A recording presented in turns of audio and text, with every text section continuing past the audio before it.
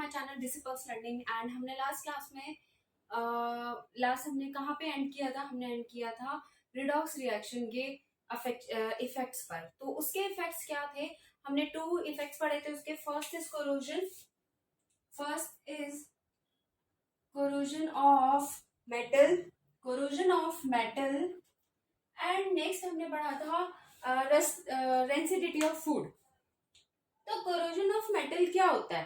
Corrosion of metal है जहां पर मेटल में ऑक्सीडेशन हो रहा है, मॉइस्चर में हम जैसे किसी मेटल को छोड़ देते हैं, वो उस बेसिकली वो क्या हो रहा है, खराब हो रहा है उस वजह से।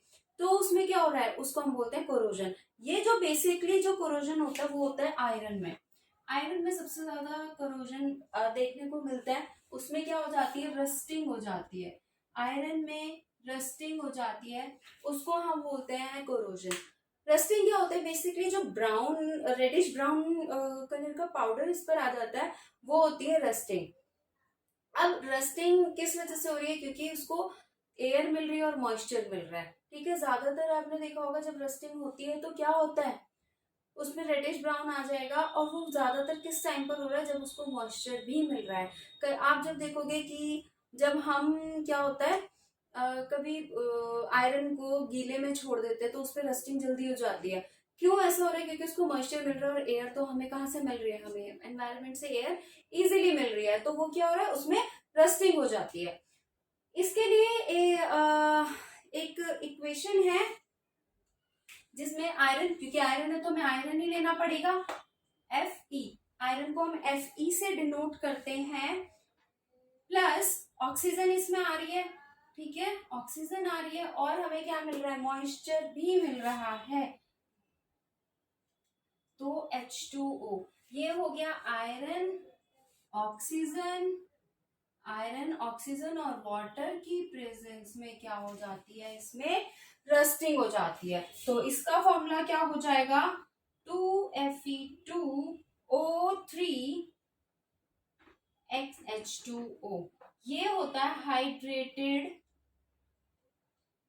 हाइड्रेटेड आयरन, या फिर इसको बोलते हैं रस्ट। तो रस्ट का फॉर्मूला अगर पूछा जाए तो क्या हो जाएगा, 2Fe2O3XH2O। ये हो जाएगा रस्ट का फॉर्मूला। तो इसके लिए भी हमें एक इक्वेशन याद करने की जरूरत है, ये वाली। जब आयरन, ऑक्सीजन और वाटर की प्रेजेंस, इस आयरन के साथ ऑक्सीजन और वाटर रिएक्ट कर रहे हैं तो हमें क्या मिल रहा है, रस्ट मिल जाता है। रस्ट उस पर वो कोरोड हो जाता है, जो आयरन है वो कोरोजन हो जाएगा उसमें, और उसको हम क्या बोलते हैं, हाइड्रेटेड आयरन भी बोलते हैं। सेकंड था rancidity of food. Rancidity of food में क्या होगा, जैसे हमने बोला कोरोजन ऑफ मेटल, तो इसमें क्या हो रहा है, मेटल करोड हो रहा है, उसमें खराब हो रहा है वो। तो ऐसे इसमें क्या होता है, रेंसिडिटी ऑफ फूड, इसमें फूड खराब हो जाएगा। फूड जैसे जिसमें ऑयल और फैट्स होते हैं वो क्या हो जाता है, खराब होना स्टार्ट हो जाता है, उसमें स्मेल हो जाती है, हमें उसका टेस्ट भी अच्छा नहीं आता। ज्यादातर जब खराब होती है कोई चीज तो उसका टेस्ट कैसा हो जाता है, सॉर टेस्ट हो जाता है, खट्टा लगने लगता है। तो ये क्या हो गया, ये होता है रेंसिडिटी ऑफ फूड, इसको हम बोलते हैं रेंसिडिटी। इसमें ज्यादातर क्या होगा, फैट एंड ऑयल्स पे क्या होता है, जो जिन फूड्स में फैट एंड ऑयल होता है वो ज्यादातर जल्दी क्या हो जाते हैं, उसमें रेंसिडिटी हो जाती है, वो खराब हो जाते हैं। अब रेंसिडिटी को हमें प्रिवेंट करने के लिए क्या क्या करना पड़ता है, तो prevention for rancidity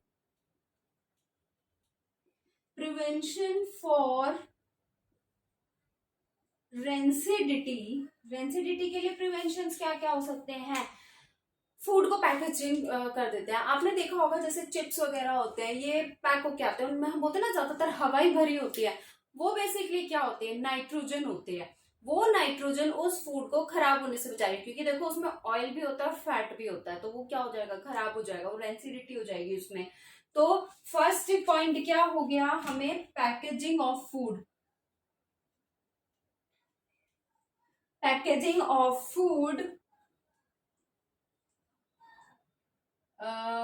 containing fat and oil. जो फूड जिसमें क्या होता है, फैट एंड ऑयल होता है, containing fat and oil, packaging of food containing fat and oil with nitrogen gas, nitrogen gas हम उसमें फिल कर देते हैं। तो ये हो गया इसका फर्स्ट। हम और कैसे प्रिवेंट कर सकते हैं रेंसिडिटी को? Addition, by addition of antioxidants, antioxidants.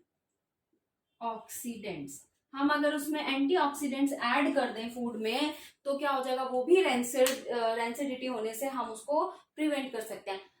तो मेन क्या है, एंटीऑक्सीडेंट्स हैं, उनके नाम याद रखने हैं आपको। 2 मेन एंटीऑक्सीडेंट्स होते हैं। एक तो होता है BHA, जिसको हम बोलते हैं ब्यूटाइलेटेड हाइड्रोक्सी एनिसोल। ये होता है फर्स्ट, हो गया एंटीऑक्सीडेंट। सेकेंड एंटीऑक्सीडेंट हो जाएगा हमारा BHT, butylated hydroxy, butylated hydroxy toluene. इसको हम ये हो गए हमारे 2 एंटीऑक्सीडेंट्स हो गए, BHA एंड BHT। ये इनके नाम भी याद रखने हैं। ये 2 तरीके हो गए जिसमें हमने क्या किया, नाइट्रोजन गैस ऐड किया है। सेकेंड में हमने एंटीऑक्सीडेंट्स ऐड किए हैं। थर्ड क्या हो जाएगा, थर्ड इसको प्रिवेंट करने के लिए हम क्या करते हैं, एयर टाइट कंटेनर्स ले लेते हैं। तो storing food in air tight containers, air tight containers में हम उसको क्या करते हैं, स्टोर करके रखते हैं। थर्ड, फोर्थ बहुत मेन तरीका है, हर डेली लाइफ में हमारे यूज होता है। हमारा कोई भी खाना बचा हम कहाँ रखते हैं, सीधा जाके फ्रिज में रख देते हैं, रेफ्रिजरेटर में रख देते हैं। तो हम इसको क्या इसमें क्या करेंगे, अपना खाना हम किस में रख सकते हैं, रेफ्रिजरेटर में। Keep food in refrigerator, fridge में खाना रख देंगे। फिफ्थ क्या हो जाएगा, लाइट से दूर रखना है खाने को। तो इसमें क्या करेंगे, storing food away from light. खाने को जब लाइट से दूर रखेंगे तो भी वो क्या हो जाएगा, रेंसिडिटी होने से बच जाता है। कैसे बचता है लाइट में खाना रेंसिडिटी होने से? देखो, लाइट में कहीं ना कहीं हीट है। अब जब खाना हम फ्रिज में क्यों रख रहे हैं, फ्रिज में इसलिए रख रहे हैं क्योंकि वहां पर ठंडा है। तो जो बैक्टीरिया, फंगस, ये सब है, उनको ग्रो करने के लिए वो ऑप्टिमम टेम्परेचर नहीं मिल रहा है जिसमें कि वो ग्रो कर सकता है। तो हमें क्या करना पड़ेगा, हम उसको रेफ्रिजरेटर में इसलिए रख रहे हैं। अब अगर हम लाइट से भी दूर रखेंगे तो जो उसको हीट मिल रही है लाइट से या सनलाइट से या बेसिक लाइट से, जिसमें थोड़ा हीट प्रोड्यूस हो रहा है, तो क्या होगा, वहां पे वो उसको लाइट में भी कुछ बैक्टीरिया जैसे हैं, कुछ जो लाइट में ग्रो कर रहे हैं। तो अगर हम उसको लाइट से ही दूर रख देंगे तो वहां पे उसकी ग्रोथ होगी नहीं और वो खराब नहीं होगा। तो हम उसको ऐसे ज्यादा टाइम के लिए हम अपने खाने को बचा सकते हैं। इस चैप्टर में इतना ही है। इसके बाद ये चैप्टर यहाँ पर ओवर होता है। अब जब मैंने बैलेंसिंग आपको सिखाई थी, बैलेंसिंग की बात हमने टॉपिक पढ़ा था, तो मैंने ये बोला था कि मैं कुछ क्वेश्चंस बैलेंसिंग के ले लूंगी जिसमें आपको थोड़ा अच्छे से बैलेंसिंग क्लियर हो जाएगी। तो इसके बाद हम स्टार्ट करते हैं बैलेंसिंग से। अब हमें स्टार्ट करना है, मैंने जो बोला था कि हम रिएक्शंस को बैलेंसिंग करना सीखेंगे, तो मैंने कुछ क्वेश्चंस लिखे हुए हैं। इन क्वेश्चंस की हम बैलेंसिंग करना सीखेंगे कि कैसे हमें बैलेंस करना है, ताकि आपको ये वाले टॉपिक और अच्छे से क्लियर हो जाए। और इससे घबराना नहीं है, चाहे हमारे कितने भी स्टेप्स में बैलेंसिंग हो रही है, हमें अच्छे से बस स्टेप वाइज उसको बैलेंसिंग करते जाना है और बैलेंसिंग होती जाएगी। तो ये देखो, फर्स्ट इक्वेशन है NH3 gives N2 plus H2। जब NH3N2H2, सबसे पहले क्या देखना है, बेसिक हमें ये देखकर चलना है कि इसमें कौन कौन से प्रोडक्ट में क्या है और क्या बोलते हैं रिएक्टेंट में कितने एटम्स है, उसमें कितने मॉलिक्यूल्स है। तो हमें इसमें कोई दो एलिमेंट है, N और H, तो हमें उन्हीं का चेक करना है, N और H का। अब देखो, रिएक्टेंट में N कितना है 1 और इधर हो गया 2, तो इधर 1 है, प्रोडक्ट में 2 है, इसका मतलब अनबैलेंस है। सबसे पहले तो हमें यही चेक करना पड़ेगा कि बैलेंस है कि अनबैलेंस है। तो ये अनबैलेंस्ड है। यहाँ पर H3 है रिएक्टेंट में और यहाँ पर 2 है, तो ये तो दोनों ही हमें बैलेंस करने पड़ेंगे। तो कैसे करेंगे, NH3N2H2 एज इट इज लिख लेते हैं स्टेप फर्स्ट में। पहले NH3 हमने लिखा, N2 प्लस H2। अब ये देखो हमें बैलेंस करना है, इसको बैलेंस करते हैं, पहले N को बैलेंस करते हैं, 2 कर देते हैं इधर भी। ये हो गया 2, हमने N तो 2 कर दिया, अब H भी क्या हो गया, 6 हो गया। 2 इंटू 3 6। अब इसके कितने एटम्स आ गए हैं, 6 आ गए हैं। तो अब इधर तो H के 2 ही है, अब इधर भी हमें क्या कितने करने पड़ेंगे, 6 करने पड़ेंगे। तो अब इसको एज इट इज लिखते हैं पहले, NH2 NH3 N2 plus H2। तो कितने हो जाएंगे, अब ये देखो, ये 6 करने दें, यहाँ पे 2 है, इधर 3 ऐड कर देंगे, तो ये भी हो गए 6। ये इक्वेशन हमारी हो गई है बैलेंस इजीली। पहले हमने n को बैलेंस कर दिया, पहले हमने ये लिखा था, पहले n को बैलेंस किया, फिर h को किया। ये वाला है रफ वर्क। जब आपको अच्छे से प्रैक्टिस हो जाएगी तो इस वर्क को करने की जरूरत पड़ेगी नहीं। अभी मैंने इसलिए करके दिखाया ताकि आपको अच्छे से समझ में आए। मैं एक दो इक्वेशन में और दिखा दूंगी ऐसे ही करके, बाकी वो दोनों इक्वेशन मैं डायरेक्टली करूंगी, इस तरीके से नहीं करूंगी, ठीक है। तो अब सेकेंड इक्वेशन आ गई है, Zn plus HCl gives ZnCl2 plus H2। इसमें लिख लेते हैं रिएक्टेंट्स कौन से और प्रोडक्ट कौन से हैं। तो Zn हो गया फर्स्ट तो जिंक, फिर हो गया H हाइड्रोजन और Cl क्लोरीन, ठीक है। अब Zn कितने हैं दोनों साइड, 1 1, रिएक्टेंट में भी प्रोडक्ट में भी, मतलब जिंक तो बैलेंस्ड है। हाइड्रोजन इधर 1 है, इधर 2 है, तो इधर 1 इधर 2, ये हो गया अनबैलेंस। अब इसको बैलेंस करने की जरूरत है। इधर Cl कितना है, इधर कितना, इधर 1 इधर 2, 1 2, मतलब इसको भी हमें बैलेंस करने की जरूरत पड़ेगी। तो कैसे करेंगे, first step Zn plus HCl same लिख लेते हैं पहले, ZnCl2 प्लस H2। हमें क्या बैलेंस करना है, पहले हाइड्रोजन बैलेंस करना है। इधर 2 है तो मैंने इधर भी 2 कर दिया। अब ये देखो क्लोरीन को बैलेंस करने की जरूरत ही नहीं पड़ी, क्योंकि यहाँ पे भी Cl इधर 2 है, इधर ये ऑलरेडी अपने आप से जब हाइड्रोजन को बैलेंस किया तो ये भी क्या हो गया, बैलेंस हो गया। तो इसमें हमें कितना लगा, सिर्फ एक ही स्टेप लगा बैलेंस करने में, इसमें 2 लग गए थे। तो जरूरी नहीं है कि किसमें हर इक्वेशन में 1 ही स्टेप लगेगा या 2 ही स्टेप लगेंगे, ऐसा नहीं है। किसी भी इक्वेशन पे डिपेंड करता है कि उसमें कितने स्टेप्स में वो बैलेंस होगी। तो ये हो गई है हमारी बैलेंस। अब चेक कर लेते हैं, Zn1 H2 इधर भी 2, Cl इधर भी 2 इधर भी 2, हो गए, रिएक्टेंट एंड प्रोडक्ट बैलेंस हो गए हैं, तो फाइन। अब आते हैं थर्ड इक्वेशन पे, Mg plus N2 gives Mg3N2। इसमें भी लिख लेते हैं रिएक्टेंट क्या है, प्रोडक्ट क्या है और कौन कौन से हमारे एलिमेंट्स हैं। Mg और N है, ठीक है, मैग्नीशियम और नाइट्रोजन। मैग्नीशियम और नाइट्रोजन को बैलेंस करना है, तो मैग्नीशियम इधर 1 इधर 3, इधर 1 रिएक्टेंट में प्रोडक्ट में 3, तो मतलब बैलेंस करने की जरूरत है।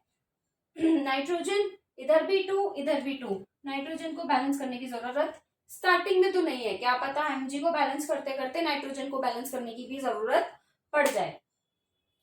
तो देख लेते हैं पड़ेगी या नहीं पड़ेगी। First step, Mg plus N2 gives Mg3N2। हमें किधर बैलेंस करना है, इधर बैलेंस करना है, तो मैंने इधर लिख दिया 3 Mg हो गए, इधर भी Mg3 हो गए, N2 N2 है, हमें कोई जरूरत नहीं पड़ी Mg को बैलेंस करने की। बाद में ये भी 1 स्टेप में हमारी इक्वेशन ओवर, ठीक है, हो गई, इजीली बैलेंस हो गई। फोर्थ इक्वेशन पे आ जाते हैं, क्या है, KClO3 gives KCl plus O2। ये क्या हो रहा है, यहाँ पे डिकम्पोजिशन हो रहा है। ये भी इक्वेशन में आप साथ साथ देखते चलो कि कौन सा हो रहा है, क्योंकि क्वेश्चन एग्जाम में ऐसे भी आएंगे कि आपको इक्वेशन दे दी जाएगी और बताना पड़ेगा कि कौन से टाइप की इक्वेशन है, कॉम्बिनेशन है या डिकम्पोजिशन है, डिस्प्लेसमेंट है, डबल डिस्प्लेसमेंट है या रिडॉक्स है, तो आपको ये बताना पड़ेगा। इसमें देख लेते हैं K1 इधर भी 1, दोनों है, पोटेशियम को हमें बैलेंस करने की जरूरत नहीं है। Cl क्लोरीन इधर 1 इधर 1, बैलेंस करने की जरूरत नहीं है। O3 बट इधर हो गए O2, तो इसका मतलब ऑक्सीजन को बैलेंस करने की जरूरत पड़ेगी। तो फर्स्ट स्टेप से करते हैं, KClO3 gives KCl plus O2। किसको बैलेंस करना है? इस वाले को। इस वाले में इंक्रीज कर सकते हैं। अब मैं 1 तो लगा नहीं सकती क्योंकि मल्टीप्लीकेशन होगा। 1 लगा के ये 3 हो जाता है इजीली अगर एडिशन होता तो, बट यहाँ पे क्या करते हैं, मल्टीप्लीकेशन करते हैं। तो मैं अगर 2 लिखूंगी तो ये 4 हो जाएगा। अब मैं इधर 2 नहीं लिख सकती क्योंकि 4 नहीं हो पाएगा, इधर 2 लिखा तो फिर 3 हो जाएगा। तो मुझे ये भी देखकर चलना है कि अगर मैं इधर कुछ लिख रही हूँ, इधर मुझे लगाने की वजह से इस तरीके से बैलेंस करना है कि सब कुछ बैलेंस होके चले। तो अब इधर क्या हो गए, ये हो गए ऑक्सीजन 3 है, इधर 2 है, इसको बैलेंस करना है। तो मैं क्या करूंगी, इसमें ऐड कर दूंगी 3। अब कितना हो गया, 6 हो गया। अब ये तो 6 हो गया, अब मैं क्या करूं, इधर तो 3 रह गया, अब फिर से अनबैलेंस्ड हो गई। तो अब हम क्या करेंगे, सेकेंड स्टेप लेंगे। KClO3 gives KCl plus 3O2। अब इस O2 को, ये इधर 6 है तो इधर भी 6 करना पड़ेगा, तो इधर 2 लगा देते हैं। अब बट क्या हो गया, इधर 2 लिखने से मेरा K और Cl, पोटेशियम और क्लोराइड, इधर 2 हो गया, इधर 1 रह गया दोनों ही। तो फिर अब इसको भी बैलेंस करना पड़ेगा। तो इसको बैलेंस करने के लिए again one more step, third step, 2KClO3 gives KCl plus 3O2। इधर 2 है KCl, इधर क्या करना है, इधर भी हमें KCl को 2 करना है, तो इधर भी मैं लिख दूंगी 2। तो ये वाली इक्वेशन 3 स्टेप्स में कंप्लीट हुई है। तो अब देखो, ये वाली 2 में हो गई थी, ये 1 में, ये 1 में, अब ये तो इसने 3 स्टेप्स ले लिए। देखते हैं ये वाली इक्वेशन कितने स्टेप में होती है। लग तो रही है बड़ी है देखने में, हो सकता है कि ये 1 स्टेप में हो जाए। कुछ इक्वेशन ऐसी होती है देखने में बहुत बड़ी लगती है बट ये 1 या 2 स्टेप में खत्म, या कुछ ऐसी होती है कि आपको 4 to 5 स्टेप्स लग जाएंगे। देखते हैं कितने में होती है खत्म। फर्स्ट स्टेप से स्टार्ट करेंगे। अब पहले देख लेते हैं, Al2, इधर एल्यूमिनियम 2 है बट इधर 1 है, तो इसका मतलब एल्यूमिनियम को तो बैलेंस करने की जरूरत है। SO4 3, इधर SO4 ही है, इधर ये 3 है, इसका मतलब 4 3 12, 4 into 3 12, इधर तो 4 ही रह गया, इसको भी बैलेंस करना पड़ेगा। Na इधर 1 है, इधर 2 है, मतलब Na को भी बैलेंस करना है। OH इधर 1 है, इधर 3 है, मतलब इसमें तो जितने भी एलिमेंट्स है ना सबको ही बैलेंस करना पड़ेगा। तो 1 by 1 लेके चलते हैं। पहले एल्यूमिनियम को बैलेंस कर लेते हैं, ये 2 है, Al2 SO4 3 plus NaOH gives AlOH 3 plus Na2SO4। सबसे पहले क्या करना था, एल्यूमिनियम को करना था, इधर 2 लिख देते हैं, हो गया, एल्यूमिनियम तो बैलेंस हो गया। इसके साथ साथ OH भी है, तो OH कितना हो गया, 6 हो गया, इधर तो OH 1 ही रह गया। अब इसको भी हमें क्या करना पड़ेगा, 6 करना पड़ेगा। तो सेकेंड स्टेप आ जाता है अब इसके लिए, Al2 SO4 3 प्लस NaOH, इसको हमें 6 करना था तो इसको हम लगा देंगे, हम यहाँ पर 6 लिख देंगे। ये हो गया 2AlOH 3 प्लस Na2SO4। अब क्या हो गया, अब ये देखो, इधर ये बैलेंस किया, OH बैलेंस किया साथ में, तो Na अनबैलेंस हो गया। फिर Na पहले से ऑलरेडी अनबैलेंस था, बट देखो ये 1 रह गए थे, उधर 2 थे, अब इधर 6 हो गए, इधर 2 हो गए, तो अब हमें इसको भी बैलेंस करना पड़ेगा, इसको 6 करना पड़ेगा। तो इसके लिए आ जाएगा third step, Al2 SO4 3 plus 6 NaOH gives 2 AlOH 3 plus Na को बैलेंस करना है, क्या लिखना पड़ेगा 6 बनाने के लिए, 3, तो 3 Na2SO4। अब ये देखो क्या हो गया, Sb यहाँ पर कितना है 3, तो O कितना हो गया 12, इधर कितना हो गया S3 हो गया, O कितना हो गया 12, 4 into 3 12। तो ये ऑलरेडी अपने आप बैलेंस हो गया। कुछ ऐसा होता है कि जब हम बैलेंसिंग करते हैं तो कुछ एलिमेंट्स अपने आप ही बैलेंस हो जाते हैं, जरूरी नहीं कि उनके लिए भी हम कोई स्टेप ऐड करें, तो वो अपने आप से बैलेंस हो गया है।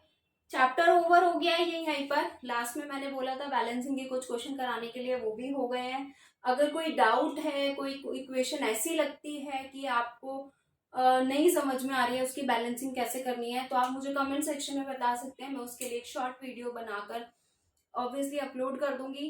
एंड पूरे चैप्टर में कहीं पर भी आपको कोई भी डाउट है तो भी आप कमेंट सेक्शन में पूछ सकते हैं। आज के लिए इतना ही। Please like, share and subscribe. Thank you.